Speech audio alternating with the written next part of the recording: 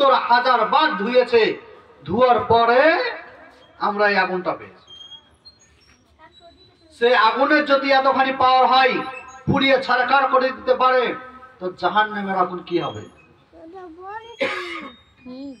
বেরাদার মুসলমান, আমাদের দুনিয়ার আগুন হচ্ছে লাল, আর জাহান্নামের আগুন হচ্ছে কালো। আপনি বুঝতে পারবেন না, জাহান্নামে পড়া মাত্রই গলে শেষ, ধোঁয়া ধোঁয়া হয়ে যাবে।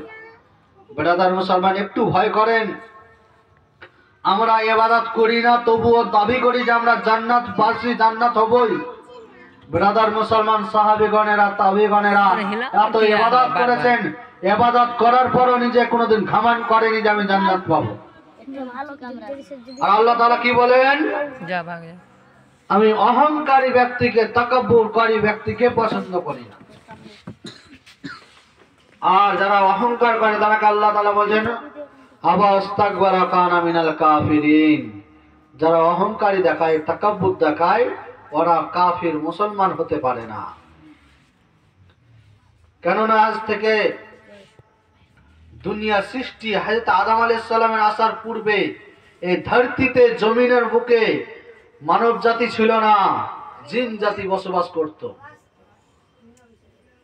জিন জাতিকে দুনিয়া থেকে শেষ করার পরে আল্লাহ তাআলা মানব জাতিকে সৃষ্টি করার জন্য ফেরেশতাগণকে মাটি আনার হুকুম দিয়েছিল। হযরতে আদমকে সৃষ্টি করা হলো। সৃষ্টি করার পরে আল্লাহ রাব্বুল ইজ্জত হুকুম দিল সমস্ত ফেরেশতাকে, ওয়াইজ কুলনা লিল মালাইকাতি ইসজুদু লি আদামা ফাসাজাদু ইল্লা ইবলিস আবা আস্তাকবারা কানা মিনাল কাফিরিন। সমস্ত ফেরেশতাগণকে আল্লাহ রাব্বুল ইজ্জত বলল, যাও যাও